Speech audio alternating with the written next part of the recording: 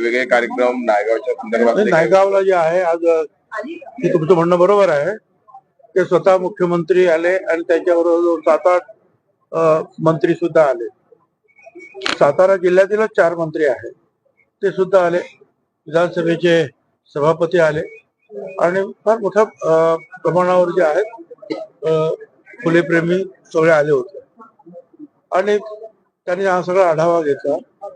आणि तिथे आपण जी मागणी केलेली आहे की मुलींसाठी जे आहे संरक्षण प्रबोधिनी काढायचे आहेत 200 मुलींसाठी, त्याच्यासाठी पैसे वगैरे मंजूर झालेले आहेत जवळजवळ काहीतरी 180 कोटी रुपये.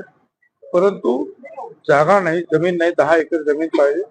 त्यांनी तिथल्या तिथे ऑर्डर दिला की ताबडतोब या जमीन अधिग्रहित करा आणि काम सुरू करायचं. त्याच्यानंतर एक स्मारक जे आहे ते उभं करायचं आहे. वेगवेगळ्या आणखी त्याच्यामध्ये गोष्टी असलेल्या त्याची किंमत जवळजवळ 134 कोटी रुपये आहे. ते 134 कोटी रुपयाचं जे आहे ते प्रपोजल सगळीकडून पास होऊन शेवटी सेक्रेटरीची हाय पॉवर कमिटी असते तिच्यामध्ये सुद्धा मंजूर झालेला आहे.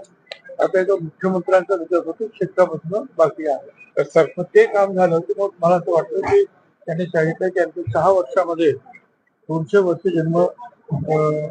त्यांच्या जन्मतिथी 200 वर्षाची त्यांची वाढदिवस त्यांचा होणार आहे. तर तोपर्यंत हे सगळी कामं तुम्ही आटपून टाकायला पाहिजे असे त्यांनी सगळ्यांच्या समोर ऑर्डर.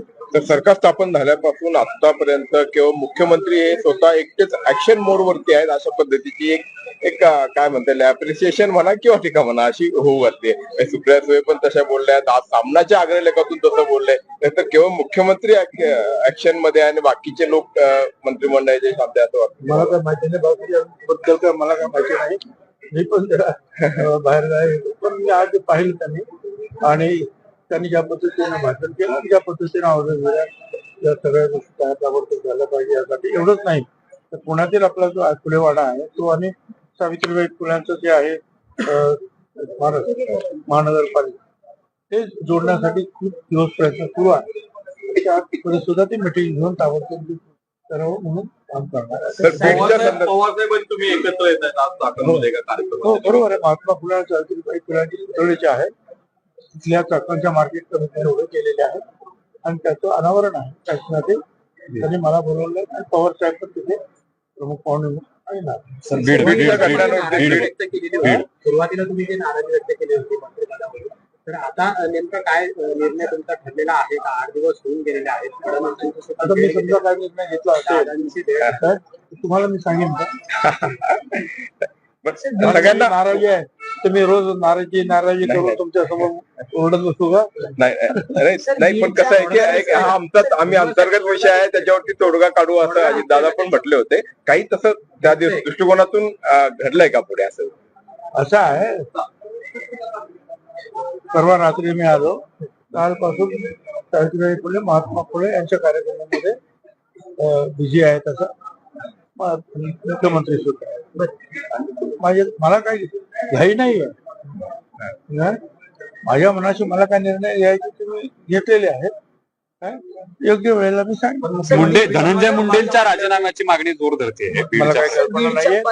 काय ते जे आहेत मुख्यमंत्री आणि उपमुख्यमंत्री ते त्यांनी पाहतील काय नक्की काय पण बीड काय मिळतं काय त्याच्यावर. बीड मध्ये वातावरण अगदी जे आहे म्हणजे वाल्मिक कराडला अगदी असं की ज्या पद्धतीनं त्या माणसाचा निर्धून हत्या करण्यात आली की जे ऐकल्यानंतर सुद्धा अंगावर टाकलेलं होतं.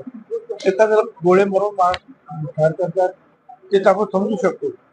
पण कुठे लायटरने डोळे जाळणे, कुठे एक फटके मारून 201 फटके मारणार, या अशा अनेक गोष्टी ज्या अनेक आणखी न सांगण्याच्या गोष्टी. या अशा राक्षसांना फाशीशिवाय दुसरी शिक्षा असूच शकत. कराड जो आहे त्याला व्हीआयपी ट्रीटमेंट दिली जाते वाल्मिक कराड आरोपीला. मला काही कल्पना नाही. बीडच्या पालकमंत्री पदावर ना पंकजा मुंडे वर्सेस धनंजय मुंडे असं होतं, पण आता अजितदादा ते पालकमंत्री पद स्वीकारतील अशी देखील मुंबईतले मला काही माहिती